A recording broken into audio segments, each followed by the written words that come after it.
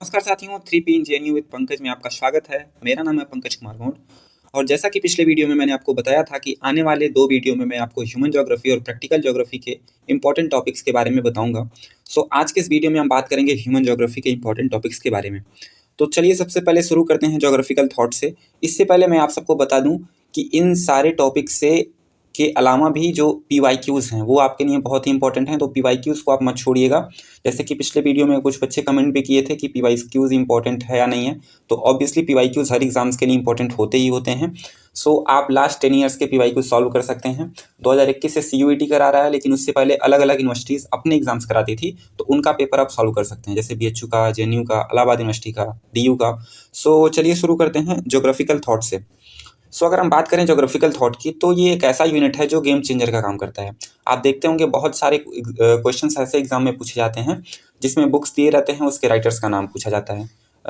जो मिलाने वाले क्वेश्चंस आते हैं कि राइटर्स कौन है और बुक्स कौन सी इन्होंने लिखी है, ठीक है। तो जो ऐसे क्वेश्चंस आते हैं वो ज़्यादातर जो पोर्शन से आते हैं वो ज्योग्राफिकल थॉट। ओके, सो आप इसमें क्या करेंगे, जो contribution of Greek, Roman, Arab, Indian scholars हैं, जैसे तो इनके जो कौन कौन से इन्वेंशंस रहे हैं, कौन कौन सी इन्होंने बुक्स लिखी हैं, कौन कौन सी इन्होंने थियरी दी है, इसके बारे में आप पढ़ के जाएंगे।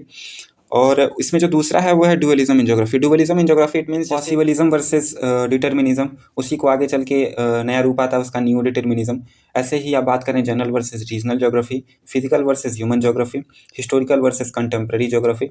सो ऐसे करके जो डाइकोटमी है ज्योग्राफी में, उसके बारे में बहुत बार क्वेश्चन पूछे जाते हैं कि इसको लाने वाले ज्योग्राफर कौन है, ठीक है। तो ये आपको ध्यान में रखना है, इसको आपको पढ़ना है। नेक्स्ट है जो PDF प्रोवाइडेड बाय मी। यहाँ पे एक चीज़ मैंने यहाँ पे नोट किया है कि provided by me Telegram channel 3P engineering, तो आप 3P इंजीनियरिंग टेलीग्राम चैनल को ज्वाइन कर सकते हैं, जो कि डिस्क्रिप्शन बॉक्स में इसका लिंक होगा। सो वहाँ से आप एक PDF डाउनलोड करेंगे, जो मैं जल्दी अपलोड कर दूंगा। वहाँ से आप ज्योग्राफिकल थॉट्स के जो मैं PDF अपलोड करूँगा उसको आप पढ़ सकते हैं। काफ़ी इनफ उसमें रिसोर्स है, कंटेंट है। ओके, सो नेक्स्ट जो यूनिट है वो है पॉपुलेशन ज्योग्राफी। बात करते हैं पॉपुलेशन ज्योग्राफी की।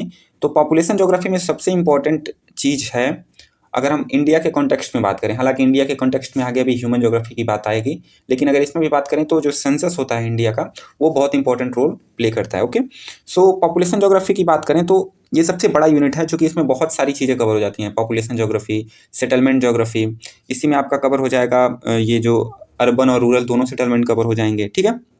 इसमें कुछ जो इंडेक्स आते हैं वो भी कवर हो जाएंगे। सो इसको देखते हैं, इसके जो इंपॉर्टेंट टॉपिक्स हैं वो कौन कौन से हो सकते हैं। सबसे पहला जो है वो पॉपुलेशन ट्रांजिशन थियरी। आपको पता होगा पॉपुलेशन ट्रांजिशन थियरी के बारे में। ये इंपॉर्टेंट टॉपिक इसलिए है क्योंकि इसमें पूछा जाता है कि किस दशक में सबसे अधिक पॉपुलेशन थी, कब कितना डबल टाइम में कितनी अधिक पॉपुलेशन बढ़ गई। ये सारे क्वेश्चन यहाँ से पूछे जाते हैं, ठीक है। दूसरी जो है वह general fertility rate, total fertility rate, mortality rate, infant mortality rate और इंपॉर्टेंट टर्म्स। ये जो इंपॉर्टेंट टर्म्स आ रहे हैं कि फर्टिलिटी रेट क्या होता है, मोर्टेलिटी रेट क्या होता है, इन्फेंट मोर्टेलिटी रेट या फर्टिलिटी रेट क्या होता है, इन सब के बारे में आपको जनरल इन्फॉर्मेशन होनी चाहिए, क्योंकि ये टर्म्स देखिए ऑप्शंस में आपसे पूछे जा सकते हैं। ओके, नेक्स्ट है पॉपुलेशन कंपोजिशन। इसमें आपको वर्ल्ड के अकॉर्डिंग, वर्ल्ड का जो पैटर्न है उसमें लिटरेसी रेट क्या है, सेक्स रेशियो किस कंट्री का सबसे ज़्यादा है, किसका सबसे कम है, लाइफ एक्सपेक्टेंसी जो है वो किस कंट्री का सबसे कम है और सबसे अधिक है। इस तरह के क्वेश्चंस आप देख सकते हैं। ओके, इस तरह के जो टॉपिक्स हैं इनको आप ज़रूर देख लें एक बार, और मैं कहूँगा जो लेटेस्ट डेटा होगा इससे रिलेटेड वो आप देखेंगे। खास करके आप चाहें तो जो इंटरनेट है, इंटरनेट से आपको गूगल से आप सर्च करके देख सकते हैं ऑथेंटिक सोर्स से। ओके, और इसी में रिलीजन भी आता है, लैंग्वेज भी आता है कि किस कंट्री में सबसे अधिक, जैसे मान लीजिए क्वेश्चन पूछ दिया गया कि हिंदू जो रिलीजन के लोग हैं वो किस कंट्री में सबसे अधिक हैं, या फिर बौद्ध किस कंट्री में सबसे अधिक हैं, क्रिश्चियन किस कंट्री में सबसे अधिक हैं, या फिर टॉप 3 कंट्री लगाने के लिए दे दिया। ऐसे क्वेश्चन पूछे जाते हैं। ओके, नेक्स्ट है पॉपुलेशन थियरी। पॉपुलेशन थियरी में आप बहुत सारे ऐसे पॉपुलेशन थियरीज दी गई हैं, जैसे माल्थस की थियरी हो गई, मार्क्सियन थियरी हो गई, डेमोग्राफिक ट्रांजिशन थियरी हो गई, जो कि मैंने आपको पहले ही बताया, limits to growth, optimum population theory. ये सारी जो थियरीज होते हैं ये कई बार इनसे क्वेश्चंस पूछ लिए जाते हैं, तो आप इन सबको एक एक बार जरूर पढ़ लें। इमिग्रेशन और इमिग्रेशन, दो टर्म है, इमिग्रेशन और इमिग्रेशन।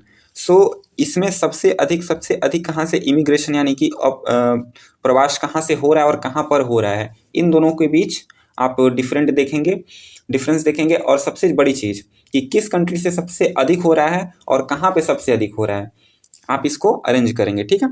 जो नेक्स्ट टॉपिक है वो है HDI। HDI मतलब ह्यूमन डेवलपमेंट इंडेक्स।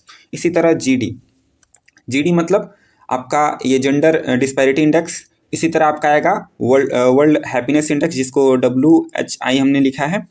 और फिर HPI means human poverty index. तो इन सारे इंडेक्स से कभी क्या होता है कि क्वेश्चंस पूछ लिए जाते हैं कि इंडिया का इसमें रैंक क्या है लेटेस्ट डेटा से। जैसे मान लीजिए 2024 में जो डेटा आया उसके बारे में आपसे पूछ लिया गया, या फिर ये पूछ लिया जाएगा कि टॉप रैंकिंग कंट्रीज कौन कौन सी हैं, कौन कंट्रीज HDI में सबसे ऊपर है, ऐसे करके क्वेश्चन पूछ लिए जाते हैं। तो आप इसको याद रखेंगे। नेक्स्ट जो है वो है अर्बन सेटलमेंट से क्वेश्चंस अगर पूछे जाएंगे तो वो कैसे क्वेश्चंस होंगे। अर्बन सेटलमेंट से ज़्यादातर क्वेश्चंस उसके थियरी से पूछी जाती हैं, और इसमें जो इंपॉर्टेंट टर्म्स आते हैं उससे पूछी जाती है। इंपॉर्टेंट टर्म्स में आपका जैसे प्राइमेट सिटी हो गया, थियरीज ऑफ अर्बन स्ट्रक्चर हो गया, जैसे ये जो मॉडल्स होते हैं अर्बन स्ट्रक्चर्स के, उससे क्वेश्चन पूछे जाते हैं। जैसे कंसेंट्रिक जोन मॉडल हो गया, सेक्टोरल मॉडल हो गया, मल्टीपल न्यूक्लियाई मॉडल हो गया। तो multiple nuclei model theory, sectoral model theory, इसी तरह कंसेंट्रिक जोन थियरी, इन सब से क्वेश्चंस की कब ये दिए गए थे, किसने दिया था इस थियरी को, क्या बातें बताई गई हैं इस थियरी में, इन सब के लिए आपको इसको पढ़ना पड़ेगा, इसकी बेसिक जानकारी आपको रखनी पड़ेगी। ओके, नेक्स्ट जो है वो इंपॉर्टेंट टर्म्स में आपका आएगा DDE की बात करें सो अर्बन ज्योग्राफी में DDE का मतलब डिस्टेंस इफेक्ट होता है। इसी तरह रूरल अर्बन फ्रिंज एक टर्म आता है, इसको भी आप देख लेंगे। सैटेलाइट टाउन किसको कहते हैं वो आप देखेंगे। मेट्रोपॉलिटन रीजन इन इंडिया, जैसे बहुत सारे मेट्रोपॉलिटन सिटीज़ हैं तो उनके बारे में आप जानेंगे, उसका क्राइटेरिया क्या होता है मेट्रोपॉलिटन सिटी बनाने का, तो उसको आप देखेंगे। कॉन्यूबरेशन कौन सा ये टर्म है इसको आप देखेंगे। अर्बन स्प्रॉल ये टर्म कौन सा है इसको आप देखेंगे। इट मीन्स जो इसमें टर्म्स दिए गए हैं ना वो आपके लिए ज़्यादा इंपॉर्टेंट है अर्बन ज्योग्राफी से। नेक्स्ट बात करें सेंट्रल प्लेस थियरी, ये अर्बन सेटलमेंट के लिए थियरी दी गई थी सेंट्रल प्लेस थियरी, तो आप इसको जरूर देख लेंगे। Okay, morphology of rural settlement, आपको पता होगा कि बहुत सारे ऐसे छोटे छोटे टर्म्स आते हैं, खास आता है, नंगली आता है, पूर्वा आता है, कलान आता है। सो ये जो टर्म्स हैं इसमें आप बेसिक डिफरेंस जो है उसको आप क्लियर रखेंगे। ओके, उसके बाद इसी में एक टॉपिक है फ्रंटियर और बाउंड्रीज को लेके, इन दोनों में अंतर पूछ लिया था। हालांकि हम लोगों का जो एग्जाम हमने दिया था उसमें ये क्वेश्चन पूछा गया था कि फ्रंटियर के बारे और बाउंड्री के बारे में क्वेश्चन पूछा गया था। ठीक है, और एक जो इंपॉर्टेंट थियरी है वो है हार्टलैंड की थियरी। इस बार जो नेट का पेपर हुआ है 2024 दिसंबर वाला, उसमें आप देखेंगे तो हार्टलैंड से क्वेश्चंस थे। सो नेट का पेपर भी आप सॉल्व कर सकते हैं क्योंकि मोर और less similar type of questions होते हैं। ठीक है, तो अब आगे चलते हैं ज्योग्राफी ऑफ रिसोर्स में। ज्योग्राफी ऑफ रिसोर्स ये आपका जो यूनिट है इससे क्वेश्चंस कम बनते हैं। कम बनने का मतलब वर्ल्ड पैटर्न पे बहुत ज़्यादा क्वेश्चंस नहीं पूछे जाते हैं, लेकिन अगर आप इसमें तैयार करना चाहते हैं तो क्या क्या चीज़ें हैं, कौन कौन सी चीज़ें तैयार करेंगे इसमें, वो है आपका क्लासिफिकेशन ऑफ रिसोर्सेज। जो बेसिक नॉलेज होती है रिसोर्स क्या है, उसके जो टाइप्स हैं रीन्यूएबल और नॉन रीन्यूएबल एनर्जी, वो कौन कौन से इसके एग्जांपल्स आप याद रखेंगे। ऐसे क्वेश्चन पूछे जा सकते हैं कि कौन कौन से रीन्यूएबल रिसोर्स हैं और कौन कौन से नॉन रीन्यूएबल रिसोर्स हैं। ठीक है, इसी तरह बायोटिक और अबायोटिक रिसोर्स के बारे में भी पूछा जा सकता है। ऑप्शंस देखिए। नेक्स्ट है distribution and exploitation of resources, कि कौन से रिसोर्स किस कंट्री में सबसे अधिक पाए जा रहे हैं और कहाँ पे उसका सबसे अधिक एक्सप्लॉयटेशन हो रहा है, वो आप टॉप और जो सबसे कम है और सबसे टॉप पे है उन कंट्रीज़ को आप देखेंगे और लेटेस्ट डेटा के अनुसार देखेंगे। लेटेस्ट डेटा आपको कहाँ मिलेगा, सो आप इंटरनेट पे देखेंगे, जो भी ऑथेंटिक रिसोर्स होगा वहाँ से आप देख सकते हैं। ठीक है, SDG मतलब सस्टेनेबल डेवलपमेंट गोल्स। सो सस्टेनेबल डेवलपमेंट गोल्स आपको सारे याद होने चाहिए कि किस नंबर पे कौन सा सस्टेनेबल डेवलपमेंट गोल्स है और इसमें कौन कौन से सम्मेलन हुए अभी तक, उसको आप देख सकते हैं। ओके, अगला जो आपका यूनिट है वो है इकोनॉमिक ज्योग्राफी का यूनिट। इकोनॉमिक ज्योग्राफी भी एक बहुत बड़ा पोर्शन कवर करता है। जैसे आप देख सकते हैं इंपॉर्टेंस में सेक्टर ऑफ इकोनॉमिक एक्टिविटीज़, आपको पता होगा प्राइमरी, सेकेंडरी, टर्सरी, ऐसे करके 5 तक, टर्सरी और क्वार्टनरी और क्वाइनरी, ऐसे 5 जो है वो एक्टिविटीज़ हैं। तो इन पांचों के कॉलर होते हैं, तो उन कॉलर को आप याद रखेंगे। उसके बाद जो मेजर फूड और कमर्शियल फूड है, मेजर फूड और कमर्शियल फूड का जो डिस्ट्रीब्यूशन है और प्रोडक्शन है कि किस कंट्रीज़ में सबसे अधिक हो रहा है और किस कंट्रीज़ में सबसे कम हो रहा है, कहाँ पे उसका डिस्ट्रीब्यूशन और कहाँ पे उसका प्रोडक्शन अधिक है, दोनों अलग अलग चीज़ें हैं। तो इनको आप अंतर अलग देख लेंगे। ठीक है, उसके बाद इसी में आता है von Thunen model of agriculture. Agriculture के लिए वॉन थ्यूनेन ने मॉडल दिया था, उसको आप देखेंगे। अगला जो टॉपिक है world reserve and production of iron और मैग्नीज, बॉक्साइट और कॉपर। तो इन चारों को आप देख लेंगे, इंपॉर्टेंट है। आयरन और मैग्नीज, बॉक्साइट और कॉपर की वर्ल्ड लेवल पे उनके रिजर्व कहाँ कहाँ पे हैं और उनका प्रोडक्शन कहाँ कहाँ पे सबसे अधिक हो रहा है। ठीक है, नेक्स्ट जो है distribution and production of coal, petroleum, hydro power और एटॉमिक एनर्जी, तो इसके बारे में भी आप देख लेंगे। ओके, अगला जो है वो है non convectional energy. Non convectional energy source कौन कौन से होते हैं, जैसे सोलर हो गया, विंड हो गया, जियोथर्मल हो गया, टाइडल हो गया, इन सब के बारे में भी आप हल्का फुल्का पढ़ लेंगे क्योंकि क्वेश्चंस पूछे जा सकते हैं। CUET PG का जो एग्ज़ाम होता है वो ज़्यादातर अनसर्टेन ही होता है क्योंकि वो हर बार अपना वो चेंज करता रहता है। सो ये एक्सपेक्टेड टॉपिक्स हैं, तो आप इसको ज़रूर देख लेंगे। ओके, सो आप इसमें क्या देखेंगे कि which state and countries are using most, कौन कौन सी कंट्रीज हैं जो सोलर एनर्जी को ज़्यादा यूज़ कर रही हैं। ओके, विंड एनर्जी को ज़्यादा, कौन कौन से स्टेट्स भी आप देख सकते हैं कि कौन कौन से जो कोस्टल स्टेट्स होंगे, इंडिया में ही देखेंगे तो जो कोस्टल स्टेट्स होंगे वहाँ पे विंड एनर्जी वो ज़्यादा यूज़ करेंगे। ठीक है, so Weber theory of industrial location. अगला जो है वो Weber theory of industrial location. आपने पढ़ा होगा वेबर की थियरी कि इंडस्ट्री का लोकेशन कहाँ होना चाहिए, उसके बारे में जो उसकी जो हाइपोथेसिस है उसको आप देखेंगे क्योंकि उससे क्वेश्चंस उठाए जाते हैं। Distribution of major industries across the world, कहाँ कहाँ पे जो इंडस्ट्री, जैसे कॉटन इंडस्ट्री हो गया तो किस कंट्रीज़ में ज़्यादा है। ठीक है सर, इसी तरह बहुत सारी इंडस्ट्रीज़ हैं तो उनका डिस्ट्रीब्यूशन कहाँ कहाँ पे है वो आप देखेंगे। नेक्स्ट है world oceanic routes and important ports. हम लोग के एग्जाम में एक क्वेश्चन आया था इंपॉर्टेंट पोर्ट्स से रिलेटेड कि बगदाद में कोई पोर्ट पूछा था, तो पोर्ट्स जो होते हैं ना वो इम्पोर्टेंट टॉपिक्स होता है। सो पोर्ट्स के बारे में आप जो वर्ल्ड लेवल पे हैं सब उनको आप देख लेंगे अच्छे से, और इंडिया में भी जो कोस्टल एरिया पे जो पोर्ट्स हैं उसके बारे में तो मैं आपको अभी इंडियन पोर्शन में बताऊंगा ही। Okay, so human geography of India, अब इसकी बात करते हैं। ह्यूमन ज्योग्राफी ऑफ इंडिया में अगर हम बात करें आप कौन सी बुक इसमें प्रेफर कर सकते हैं तो वो है आपका NCERT 12th।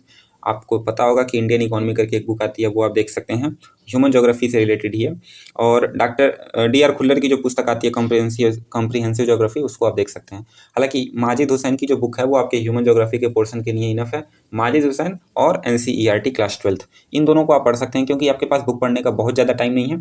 और अगर आप चाहते हैं कि लेटेस्ट डेटा जो इंपॉर्टेंट डेटा है वो आप इंटरनेट से ही सर्च करेंगे। ओके, सो चलिए शुरू करते हैं ह्यूमन ज्योग्राफी ऑफ इंडिया को। ह्यूमन ज्योग्राफी ऑफ इंडिया में आप देखेंगे तो सेंसस ऑफ इंडिया का डेटा, मैं आपको बहुत जोर देके कह रहा हूँ कि सेंसस ऑफ इंडिया के डेटा को इग्नोर मत करिएगा, जरूर आप देख के जाएगा क्योंकि लेटेस्ट वही है 2011 का।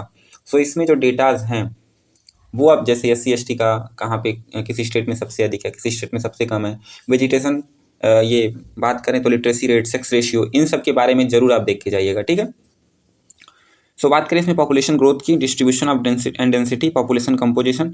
सो अगर हम बात करें पॉपुलेशन कंपोजिशन की तो आप पूछ लिया जाएगा कि किस स्टेट में सबसे अधिक क्रिश्चियन है, हम लोगों में पूछा गया था।